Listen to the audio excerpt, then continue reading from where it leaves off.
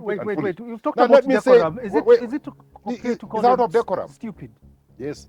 How can you call your opponent stupid and you cannot justify? So I'm also calling him stupid, but I'm adding that he's foolish. But these same characters at some point said we shall no longer be summoned. They must come here. Yes. You see, these are cartoons. These are cartoons. These are not serious people. Mr. President, what you have achieved is not only transformative, it is consequential and historic. They were summoned like babies. Come here. Come. William, report here by this time. Report. You can see chaos all over. You can just see chaos all over. In our social public, chaos. Economic infrastructure, chaos. In everything, chaos. Corruption there. Everything is thuggish, is goonish. It's going to be a vision for Kenyans. Not a William Ruto vision, not a Philip Kisia vision, not a Kalonzo Musyoka vision, not a Rigiji vision. It is going to be a shared vision. Our vision. I've been evaluating. I'm a manager. I've been evaluating. I've been talking to them. And I think he feels the bill.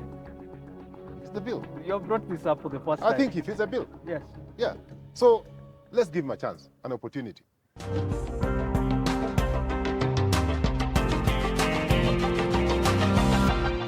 Great to see you. Hello there and welcome to Philip Kisia Unscripted at 100. We've done 99 shows over the past 2 years. We did a special one for Baba together with Philip Kisia's son Ethan. But today we talked and we saw it fit. We do one last show for this year, just the 100th show, taking a look at everything that has been happening in the country. This is a new channel, by the way. I'm so grateful. I'm so grateful that we get 37,000 views on our first episode. We got over 1,000 subscribers on our first episode. I don't take it for granted. We'll continue doing these conversations once a week until 2026. From there, we continue seeing the conversation that we can have. Conversations that I said are not about political propaganda. They're about ideology, talking to people that know how to fix this country. As I said, this is Philip Kisia Unscripted, and my guest is Philip Kisia. Great to see you. How are you doing? Jed, yes. First of all, congratulations, man. Thank you. Well done. Thank you. This is what I expect from Gen Zs. Yes. Keep it up, man. Thank you. Well done. Thank you. Thank you. Thank you. That means a lot. Thank you so much. It's been a journey of trying to test a few things, but now, as you can see, there are cameras here. We have sound, and we are trying our best to ensure that our country can change. You know, that is the thing that we've been talking about for 99 shows, that we can speak about ideology and not just politics. And I think you've been on the forefront of advocating for Gen Zs and advocating for change. And I think we'll be talking more about that. But how have you been? Jed, I've been good. I'm so excited to see you after quite a while. I mean, this is what I expect Gen Zs to do. And when I say that I have hope in this generation, the Gen Z and the millennials, I mean it. You've done it. You've made it. Others can do it. Thank you. You've done it. I'm proud of you, man. What have you been? But let me say this. What Jed, have you been up to while I was away? While I was away. Well, you are away. We were both away. While I was away. Yes. I got my second grandchild, Joel Mwala Kisia. Joy Mwala Kisia. Born on 9th of October, 2025. Yeah, that is my second grandchild. So I'm very, very excited to welcome him.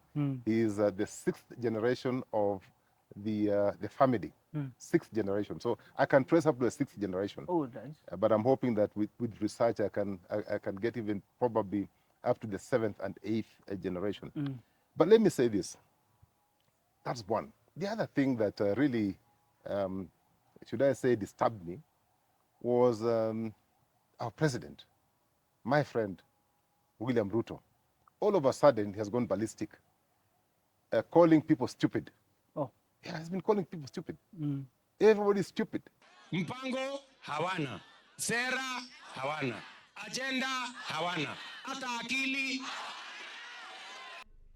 Kama hiyo tumefanya ni kwa miaka miwili, munieleze miaka 10 Kenya itakuwa inakaa namna gani? Miaka 20? miaka 20. Na unajua nilisema hivyo juzi, watu wengine wako na tabia mbaya, wakaenda wakasema huyu mtu amesema atakuwa rais miaka 20. Watu wajinga kabisa yani. Particularly people on the other side of the political divide, you know, the people in the loyal opposition, the government in waiting, they're all stupid. And you see, when a man starts calling the other one a monkey, he is a monkey. When you point a finger, first of all, point at yourself. So I must tell my friend William, you're also stupid. In fact, you are foolish. And you know why? Jed, you know, at that level of a president, you need to have some decorum. You need to have some civility. You need to be cultured. There are certain things that Philip Kisia can say, because me, for the time being, an ordinary citizen. There are things that a president should never say. A president holding an office of that stature, calling other people, his opponents, stupid, must be foolish. He must be foolish to call other people who are grown up, who have gone to school, who are better educated than him, who have done greater things than him, calling them stupid. He's also stupid and foolish. Wait. You've talked Now, about let me decorum. say, Is it okay to call it's out them of decorum. stupid? Yes. How can you call your opponent stupid and you cannot justify? So I'm also calling him stupid, but I'm adding that he's foolish. Why, Jed? Because I'm saying it is only a foolish man who can sell his heritage. William Ruto wants to sell our heritage, KICC and the likes, Kenya Library and so on and so forth. This is our heritage. So a man who wants to sell his heritage, it must be foolish. Not just stupid, but foolish. For a man who promised the entire country that he will never take a loan, he will never borrow, and now he's going left, right, and center. In the last just 3, going to the 4th year, he has taken the debt level. I think we're at about 7.something trillion. We're heading to 12 trillion shillings. This is a man who actually is stupid. In fact, incompetent. So, I mean, I didn't want to start your program on that note. No, now I'm afraid of monetization but you and see, subscribers. No, but you see, Jed, we must speak the truth. We started this program, you remember, unscripted one. Yes. We've been speaking truthfully. This is the 100th program. We must remain truthful to ourselves and to the other citizens, because only then, Jed, shall you raise your head up and say, you know what? I didn't wait. I did not ask what this country can do for me. I did what should be done for this country. Yes. That is the job we must be doing. So let me quickly say this, Jed. Yeah. You know, just I think it was yesterday, it was a very sad moment to Kenya. Kenya abstained from signing the, voting at the UN, voting to compel Russia to return children abducted by Russia. Children. Kenya did not vote. Ukraine, and Jed, you can see. Yes. I mean, I wear this, this Kenya and Ukraine. Yes. Your friend Ethan Kisia is an ambassador, youth ambassador for Odessa City, Ukraine. So I have some relationship with the Ukrainians. But that said and done, for Kenya to have abstained voting, where 91 countries voted for, endorsed the resolution, is very shameful. It actually speaks a lot to our foreign policy. It says a lot about our foreign policy, if we have one. The other thing that I think, Jed, as we move into my reflections, this man called Amenya, great man, great man. He's the one who flashed out this Adani thing, and he spoke with facts. This time around again, he's saying, listen, we have a president who is in the United States. He has promised that he is going to do big things. What we didn't know is a man in his briefcase, he was hiding a document. He was hiding a document. That document exposes Kenyans. For the next 25 years, Americans will have access, free access to our health records, free access. Don't forget, Jed, that it is against the law that a president can just come and give a foreigner access to data on health. And then worse still, Jed, this agreement, you know, is actually not informed by our law, by our constitution. It is actually informed by the federal laws of America. They are the ones which are going to govern this particular arrangement. So it actually even makes the Commissioner General for Data Protection irrelevant. What job does he have?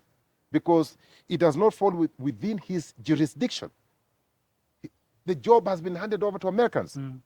But sad, it is very sad, the Kenya Data Protection Act has been compromised. The Digital Health Act has been compromised. What are we talking about? How can we just sell data? Our health records. How everything. Now, if you have a cough, an American would know.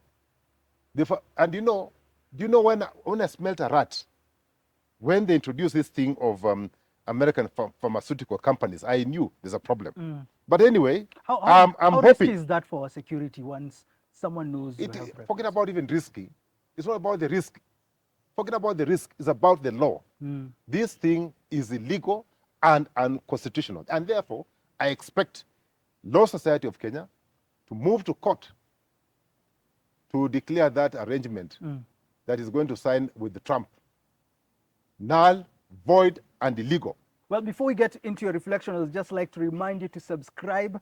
I know most of you think that watching means you're part of the channel, but it's important for us to be motivated and for you to receive these videos directly on your homepage. So if you haven't subscribed, you can please counter-check and subscribe to this platform. Your reflections, it's been long since I asked you what you've been reflecting on. Jed, you've taken advantage. You've thrown in a commercial. I was saying an invoice, but anyway, we are here to support you. Two reflections. Have you subscribed? Two reflections. Have you subscribed? I mean, this is more than subscription. This is bigger than subscription, actually. Thank you.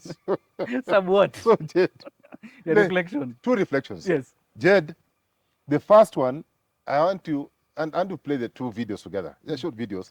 And of course, omit the part where I think play the first 90 seconds of that video, Governor Lusaka, where he was boasting on how they are going to crush the loyal opposition, and then the response from my very good friend Timothy Wanyonyi, Mheshimiwa, incoming governor. Tunaenda kuvamia Kabuchai kama nyuki. Under my leadership.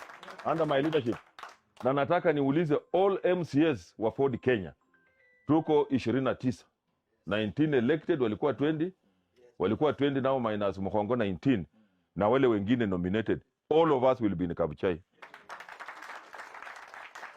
Ubone na abirira why? Ligas abirira why? Because hatutaki kuleta aibu ati mahali ile ward ya speaker wa National Assembly ati ana yule mtu mwingine tu ndiye amepita huko kura another party. Hiyo tutakuwa tumeleta aibu sana. Let us not embarrass the speaker of the National Assembly. The people who have believed that they can get power by force. Sindio? In Kabuchai here, reason. When they tried that, it didn't work. Sindio?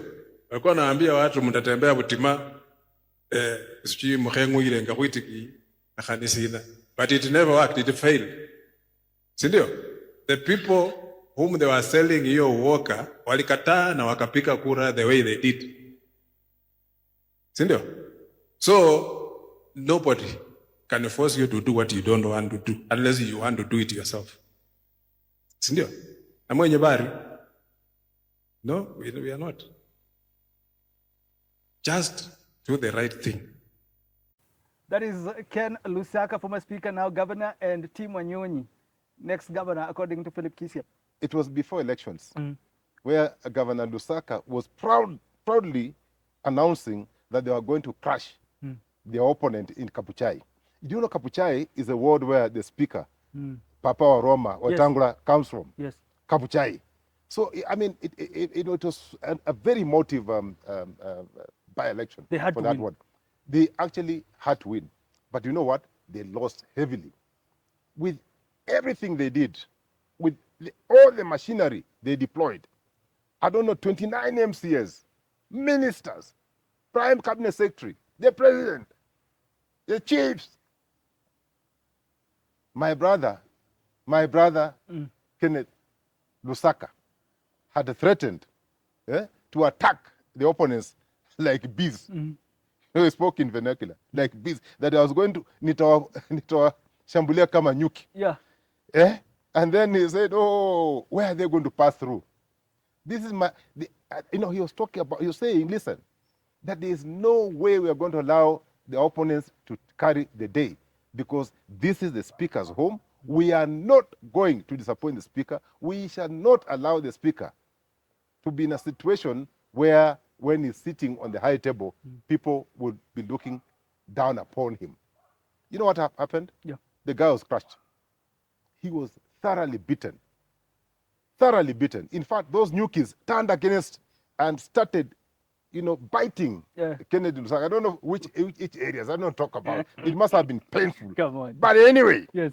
the commander, the guy was at the command center. Yes. As he spoke, Kennedy Lusaka, he was beaten by those bees.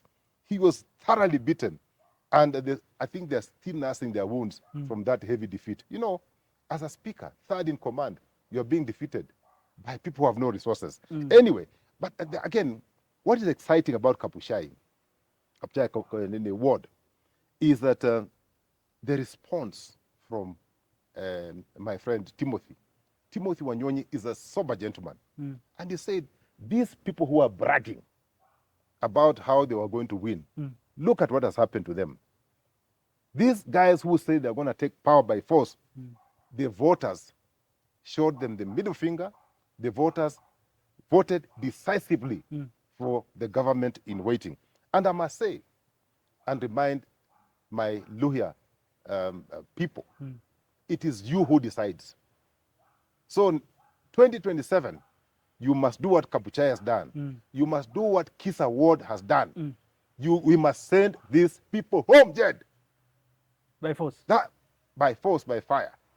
And not that fire ni fire. That one for my friend. No, that one, Jed. No, that one. Look at now your highlights before. We're going to talk about a damned nation, because yes, you say you win, but then we saw some losses. And then what does that mean about IEBC? But before we get there, let's look at my highlights, Jed. You've been missing in action for about what? a month. 6 weeks, man. Yes, 6 weeks. It's been long. Yes. Since October, it's been long, man. Now, my highlight is a very interesting video, and I'm sure you've seen it. The one where William Ruto is addressing the chiefs. Yeah, he wants to reintroduce paramount chiefs in Kenya. The chiefs that we dreaded during you are not there. I was so there. You not know. Come on. You not I know. I You was didn't there know. before. You didn't know. I was here with the Yeah, you didn't know. constitution being Come on. implemented. Yeah. But I was here. I wanted to play that video. Yes. Kwani watu wanafikiri hii kazi ya rais ni kazi rahisi ya kupigiwa kelele kila siku? Mimi nangojea siku mimi nitatoka hapa niende, mwingine achukue asonge, ama namna gani? I want to make my contribution. Mungu akinipatia nafasi, mimi nitafanya bidii kwa ile Mungu atanipatia nafasi. That is Dr. William Ruto, President of the Republic of Kenya. He says this job ni ngumu, pia anataka kumaliza aende. Amaliza ende. The job is hard, man. The guy made an application not knowing the terms of he didn't know what the job required. He didn't know that the thing is so weighty. Yes. Now he's admitting and saying to Jipange and walking left, right, and side and making more mistakes. He made that statement when he was addressing the chiefs. He's trying to reintroduce these chiefs, in a manner that we would want to forget. So he has promised them 7K July next year. I don't know whether he has converted himself into Public Service Commission, because they're the ones who determine remuneration packages for public servants, or is he SRC? I don't know. Is it, or has he taken out their role? They're the ones who determine, the remuneration packages for public servants. And then, of course, he talks about dueling thicker Super high. thicker super highway. Yes. It was, that road is 4 lanes, 6 lanes in some areas, Yes. one way. You know, so, I mean, it's a super highway. It was actually, the contractor moved on site during my tenure as the CEO of the city. Yes, we built that road during Kibaki's time. Now he's saying, you know, ni kuchanganyikiwa. Unaona jamaa amechanganyikiwa. I'm telling you, this thing is getting sweet, man. It's getting sweet, Jed, I'm telling you. So now, then, you know, there was a time he said, oh, in 30 years, when I'm here, I want to see Kenya change from a third world to first, whatever it means. But in 30 years, if he's in that state, he's in that state already at the age of 58. He's already in the state of kuchanganyikiwa. 30 years from now, Jed, come on. Yeah? I don't know. What are you saying without saying? I'm saying. What are you Jed, saying without saying? If he's in that state now, he can't even remember that Thika is a super highway. Done, dusted. But anyway, yes. Then what was also disturbing, Jed, is the issue of this Rironi summit that he talked about. He's the one who delayed it for 3 years. The only thing he has done, he has increased the cost of building Rironi summit by almost 50%. The only other thing he has done, he delayed it by more than 3 years. The only other thing that he has done, he changed the contractors. You know French were to do it. French. Now he's both Chinese. And I don't know, you know these things, Jed. You know, and you know, yes. I don't want to, I mean, I should not be explaining to you, Jed. Kenyans can see. Kenyans are not stupid like he thinks. Kenyans are not foolish like he thinks, Jed. But anyway, what was more disturbing in the statement, you make all those mistakes. Then you say, I'm doing this for future generations. How can you talk about future generations when your government is responsible for the disappearance, for murder, extrajudicial killings, and all those bad things? You are finishing Gen Z. Then you're saying future generation. Yes. Which future generation? Is it the generation he's talking about? Because he's talking about living for 30 years. But come on, nachanganyikiwa right now. 30 years from now, it will be a disaster. Man, come on. The other one, Jed, the last one. The last one. The last one. Yes. The last highlight, Jed. Yes. This trip to the US by African presidents. My friend, you know, I told you, man. I mean, Caliph guys, man. Yes. I told you, Museveni Caliph material. Yes. Caliph material. Yes. I told you, Kagame Caliph material. Man, you know, I mean, that's circle. Yes. Yeah? But what disturbed me is for seeing my former neighbors, Museveni, I think is there, Kagame, and even William. They were summoned by Trump to sign an agreement, peace deal between DRC and Rwanda. This is an African matter. All those African heads of state are summoned in the US to go and sign, which is okay because we are used to being summoned. Yes. Okay? But these same characters at some point said we shall no longer be summoned. They must come here. Yes. You see, these are cartoons. These are cartoons. These are not serious people. They were summoned like babies. Come here. Come. William, report here by this time. Report. And you saw him jumping out of the car. Yes. Like a small little boy. But anyway, those are my highlights for this week. You're saying they ought not to have gone. They ought not to have gone. It is based on their statement. William Ruto said they will never agree to be summoned. Yeah. But they have been summoned so many times. After his statement, yeah, they have been summoned so many times. And now they're there. They are there. Let's talk about our conversation for today. A damned nation. I'm looking at the perennial mess that has been in this country. When you talk about IEBC and you talk about election, what comes to mind is, what if the opposition loses and goes to court again? Elections have been nullified here in Kenya, but they did not help at all. Right now, as you saw with the by-elections in Malava and Mbeere, the opposition is saying they will go to court. It was unfair. We have also looked at the election results, Some claim that there was a lot of irregularities. Some talk about, voter bribery. Others talk about intimidation. But then how do we fix this? That's where I'm at with you, Kisia. IEBC, does this mean the opposition can lose 2027 again and still go to court, and then the person will be who have won to be the president as we continue demonstrating in Kenya? Jed, first of all, let us put this thing into context. The government in waiting never lost elections. There's a difference, Jed, between buying an election, stealing an election, and winning an election. Okay? Why am I saying this, Jed? You must read chapter 7 of our Constitution. And more specifically, Article 38, which talks about the right of Kenyans to exercise their rights, to participate in the democratic process, to vote for the people they want. They are right without intimidation. If you look at the principles of elections, under that chapter 7, it talks about free, fair, transparent, verifiable.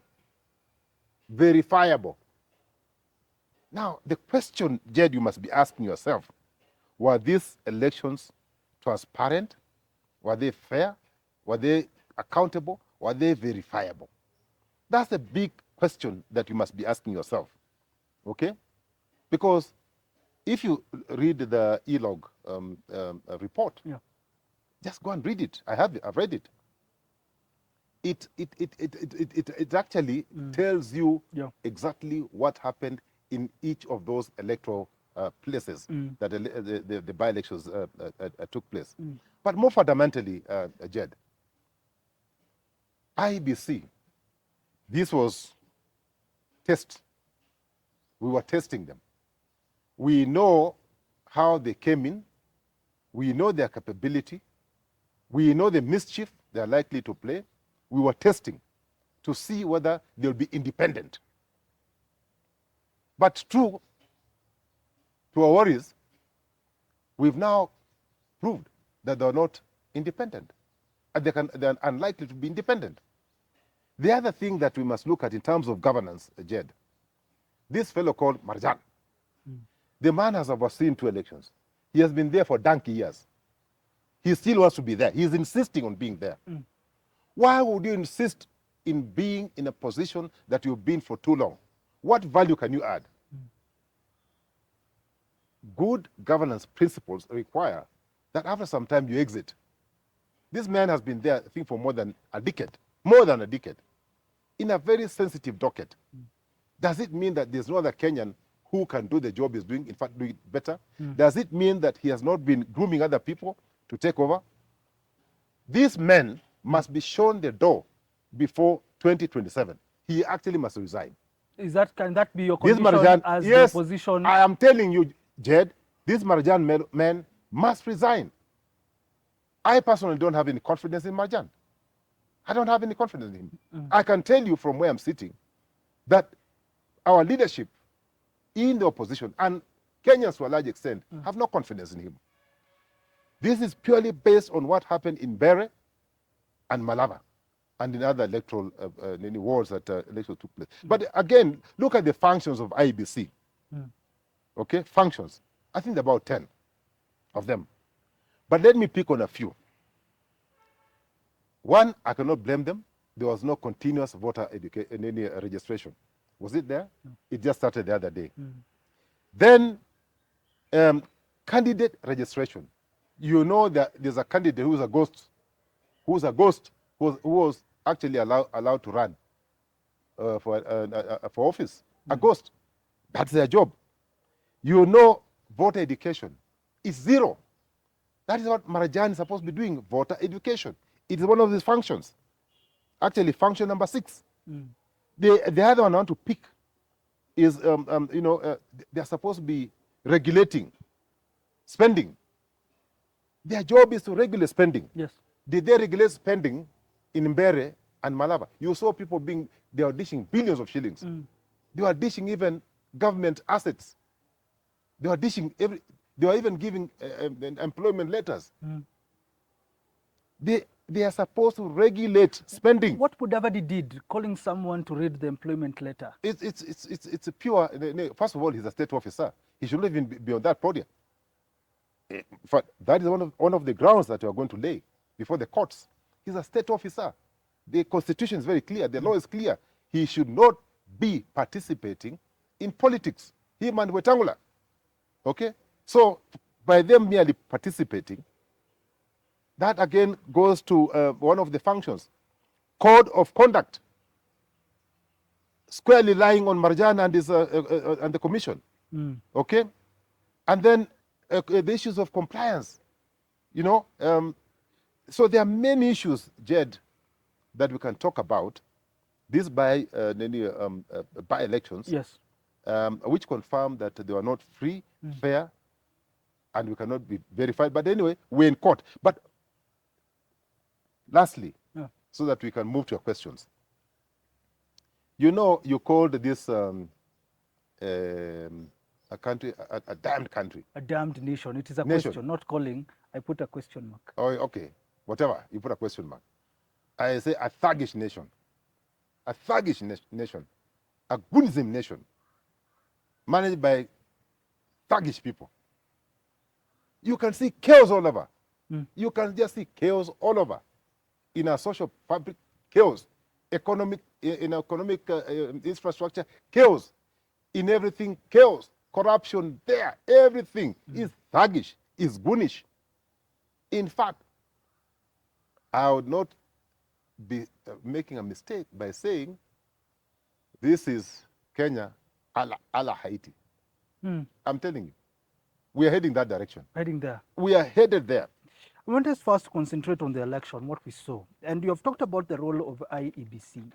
What is the role of the opposition in elections?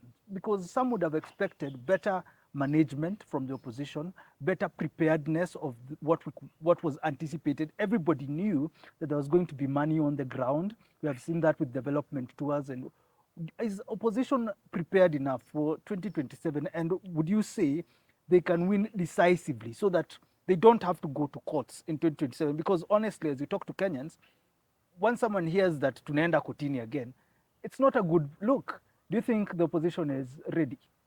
Jed, you are absolutely right. There are things that as opposition we did correctly, but there are areas that we need to improve. One thing that we did and we shocked even the government was the fact that we sat down as the government in waiting and we ceded. We said Malava, we're giving it to this particular party, DAP. We said Mbere, we're giving to DP. We said, you know, this, and the wards, we looked at the party strength and we left. Because we did appreciate that politics is local. So to that extent, we actually were able to demonstrate that we were working as a unified opposition team. So there we scored. Why you not talk about that one, that we scored?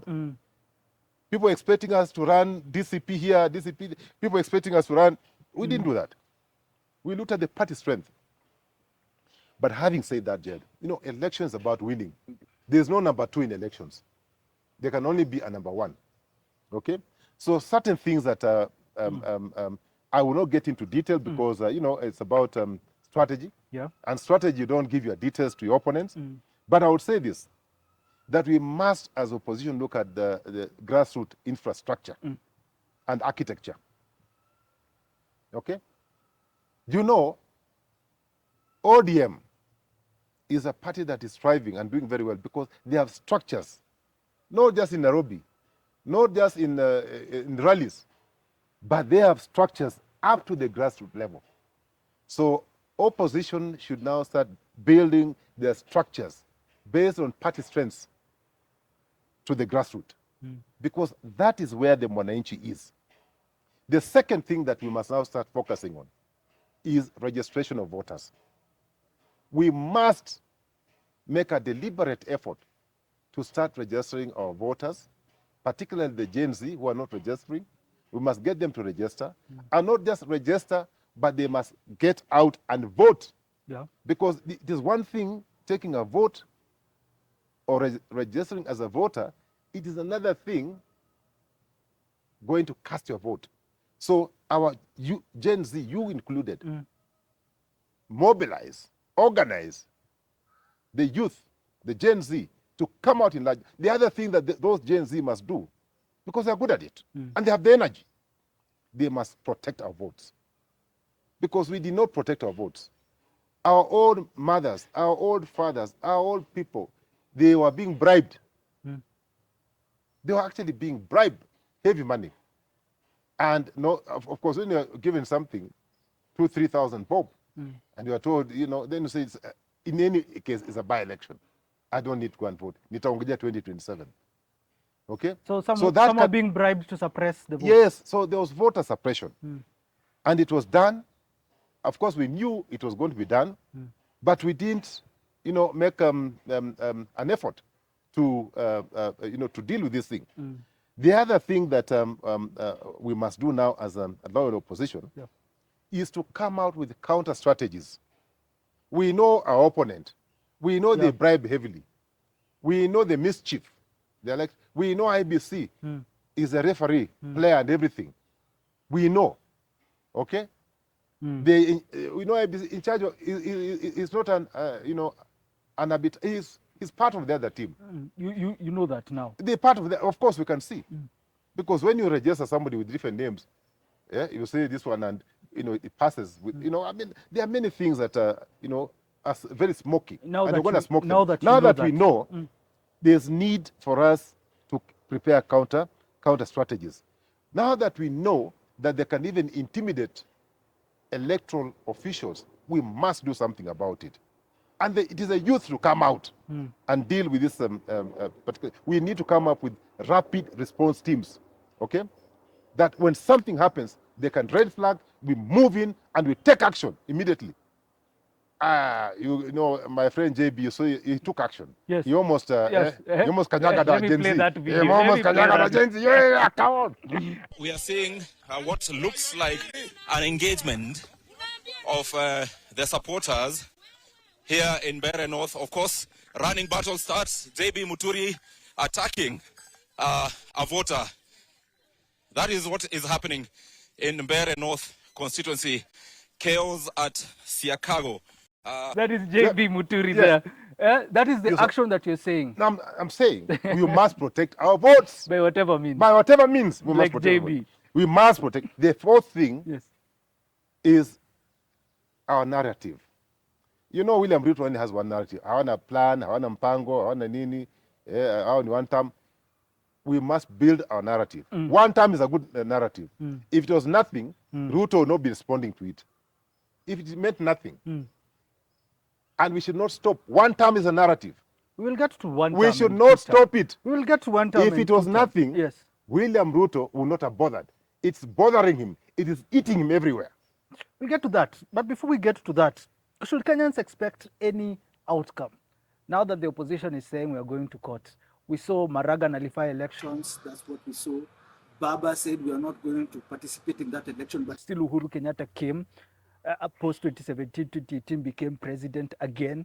Should the opposition or should Kenyans expect any outcome if you go to courts? And what do you expect from the Judiciary and IEBC now that you have said you are looking at them? We don't expect much from IEBC, but we have a lot of respect. I personally have a lot of faith in our judicial process. And I'm confident that they will do the right thing. Okay? You see, the matters are now before court, so it limits our discussion. But this is what I expect from the courts, that the courts must move, they must take time into account. So they must move with speed to have these matters resolved and determined. Okay? They should not allow the opponent, because they're going to buy time. They're going to buy time until 2027. The people have already been sworn in. Yes, the judiciary must, work overtime to make sure that these matters are hard determined within the next 4 months. We expect that from the judiciary. We also expect that the entire thing will be transparent. So the judges who are sitting to hear this matter and eventually make a determination, they must operate above board. They must operate within the confines of the Constitution. They must look at the Election Act and other acts that are relevant and make the right judgment. Because they must not join the other team to actually play around with the will of the people. And therefore making Article 38 nonsense. Article 38 is so clear that it is the people who decides who moves into an office. Okay, so we are hoping that the judiciary will stand firm, will not be intimidated, and they will make the right decisions purely to nullify the election, purely based on evidence and facts. The final thing that we expect, and I hope they can do it, IEBC must carry out an independent audit of all the by-elections that are taking place, with a view of fixing the loopholes that were there. Because if they don't do that, and we move with the same mistakes into 2027, I am afraid, Jed, I'm afraid that 2007 would have been Christmas. Will you participate in an election where these issues that you have raised have not been implemented? Let me just ask you that. Jed, will you participate? Do you think Kenyans should participate in that election? Why no, I mean, if the election must be free and fair. If they must be, the environment must be free, fair. Yeah. The environment, the elections must be held within the confines of the Election Act, Chapter 7, and in the Chapter 7 of the Constitution, and all the relevant electoral laws. We want fairness. We are not asking to be favored, because we know that the people of the Republic of Kenya are with the opposition anyway, including you. Don't speak for me. Including you. Beyond removing Ruto from power, yes, you've talked about 1 term and 2 term, and there's this reason why I decided to start this channel. Less about slogans and winning politics and elections, but more about winning for 5 years a president is in office or an MP. We've listened to a lot of 1 term and 2 term, including the president has spoke about the agenda, including Jimmy Wanjigi and Willis Otieno on that side, talking about the economy. Is there something that you have in the opposition, or you've seen from the opposition principles, that is a vision, and not just a vision, but an implementable vision? And what safeguards are there to ensure that Ruto said hustler mbele, mama mboga mbele, he didn't do it? What is your safeguards in the Number opposition? 1, we shall avoid doing what Ruto is doing. Ruto has got his own vision. He's implementing his own vision from his own head. We shall go back to factory settings. We'll go back to Vision 2030. And we'll look at all the gaps, all that has not been done, and start to implement. But most important, Jed, we shall now start preparing for Vision 2063 to align it with the African Union agenda. But our vision will not be our vision, it's going to be a shared vision. It's going to be a vision for Kenyans, not a William Ruto vision, not a Philip Kisia vision, not a Kalonzo Musyoka vision, not a Rigiji vision. It is going to be a shared vision, our vision. So once we have dealt with what gaps within Vision 2030, we'll also take that time to quickly, as we review Vision 2030, and start implementing what has not been implemented. We shall kick off Vision 2063. But I've said, underline it, it's a shared vision. The other thing that we're going to do differently, our manifesto, which is basically a social contract between ourselves and the people of Kenya, will be realistic. We shall not put anything in the manifesto that cannot be implemented. We shall only put things that can be implemented. But I'm not saying we shall, put soft targets. We are going to put heavy targets so that we actually, our vision, because I said our vision is being aligned to 2063. Yes, and the African... So we must move that. In fact, we want to move faster than African Union. We want to be ahead. We must work smart. And the other thing, Jed, we are going to do as a team, You know, I'm not a botanist. I'm not saying they're bad people. I'm a manager. One thing that I've insisted, other than reintroducing performance contracts, like we started with Kibaki, we are going to rely very heavily on performance contracts, not a one-man show. So we are going to have a fully fledged department that will be responsible for performance contracting. But most critical will be monitoring and evaluating performance. So it will not be about who you know, who you don't know. No. It will be about doing the job. It will not be about your tribe. It will not be about where you come from, who you know. No, that will end the day William Ruto leaves office. It's about performance. Yeah. It's about merit. There's nothing. What is your response? Nothing will guide this new administration other than merit. What is your response and doing the job to Ruto, who says your only agenda is one term? It's a good agenda. And my question is, has this follow-up? Do you think you can win politically if you sell the ideology that you have just spoken about? Of course. You know, people, let me tell you, we are going to do better. But not just doing better. We'll move from talking to doing. Our president, and I'm hoping and praying that people can give Kalonzo an opportunity. We are going to move from talking and going on the rooftop to doing the job. We are going to make sure that the job speaks for itself. Not like in the case of my friend William, he's the one speaking for the job, instead of the job speaking for him. When you are doing the job, you don't need to talk. Did you ever see Kibaki rule for 10 years? Did you ever see him on a rooftop? No. But you could see stuff happening. But this guy, 24/7 on the rooftop, because nothing is working. His ministers have actually been directed. Every opportunity, even in a funeral, even in a wedding, you must say what a government is talking about. You're in a wedding. What the hell? If it is my wedding, I chase you away. You've said, I hope people give Kalonzo. When we did this conversation for, I think, the whole of this year, you're bashing me for asking about a personality. But today, you're the one who has brought, I hope people give Kalonzo the chance. You see, I've been evaluating. I've been evaluating. I'm a manager. I've been evaluating. I've been talking to them. And I think he feels, if it's a bill, You brought this up for the first time. I think he fits a bill. Yes. Yeah. So let's give him a chance, an opportunity. Finally, for the undecided Kenyans, there are a lot of Kenyans who are saying, yes, we do not want William Ruto, but still, this team of Kisia, Kalonzo, Gachagua, they have not sold me that vision that I'm looking for. What is your message for them who are saying, we're just talking about one term and two term, fire, see fire? What is your message for them who are still waiting to see, this is the person I want to run this country for 5 years?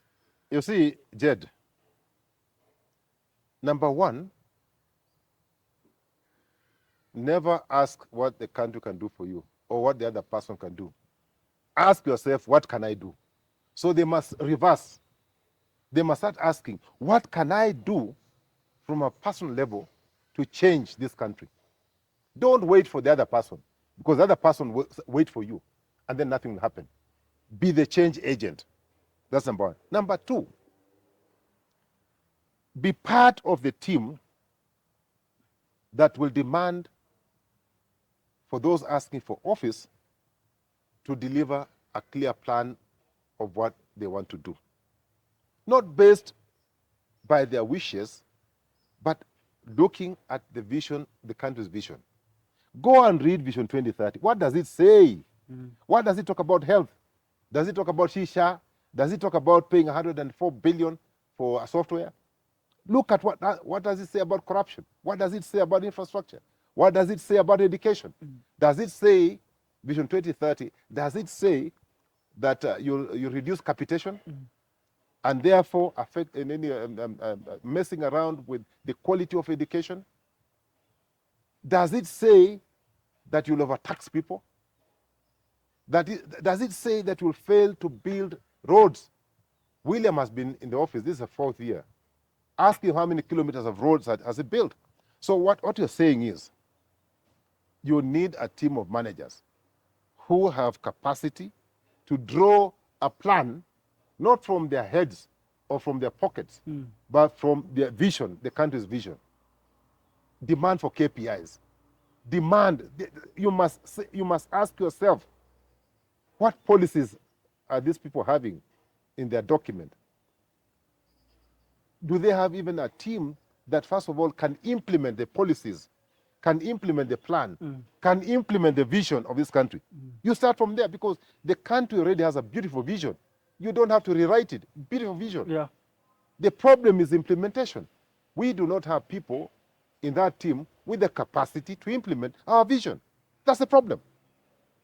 So let me tell you, Jed, let us just sit down and start implementing what we've agreed. That's that. We don't have to start rewriting it.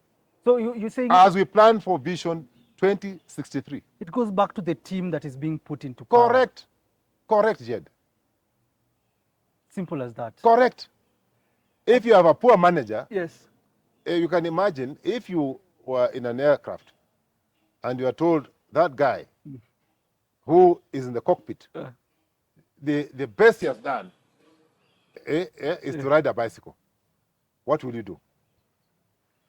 If you are told, yes, you're going to London, yes, yeah, you're flying to London, yeah, and you are told the guy in the cockpit, yeah, one Captain Jed, yes, the best he has done is to ride a bicycle. What will you do, Jed? Let's end the conversation. That is the situation we find ourselves in. We have a bicycle rider trying to fly a Boeing 737-800 series. A damned nation. Can we fix the perennial mess that we've seen in our elections and in our governance? I hope you've heard a little bit from Kisia that has changed your mind, that things can become better. Just as always, as we finish our Philip Kisia Unscripted at 100, the 100th episode, final remarks. Jed, let me say this. To my people of Western Kenya, you have seen what this administration has done to your son. Boni Khalwale Mutembezi, the bullfighter, and the truthful man. You've seen, you people of Western Kenya, you've seen that this man is determined to punish people from Western Kenya. Particularly brilliant. People are brilliant. Those are the ones who are being punished. Those who are being rewarded, ni maziwalala. Okay? The people who are, yes, ma, yes, sir, yes, sir, yes, sir, yes, sir, yes, sir, that one. So, please, you guys from Western, you're brilliant. Do not allow your children, your brilliant boys and girls, men and women, to be destroyed. Come 2027, vote them back in big numbers. We want Khalwale back. We want Philip Kisia in. We want Sifuna in. Yes. We want all those good guys who can face whoever it is and say, take your rubbish elsewhere. Finally, Jed. Yeah. Finally. You know, we've been talking about management, governance and leadership. A man who talks about kill to shoot, gives orders, shoot to kill orders, and then says in the leg, in his first term. Tomorrow, he'll do it in the head.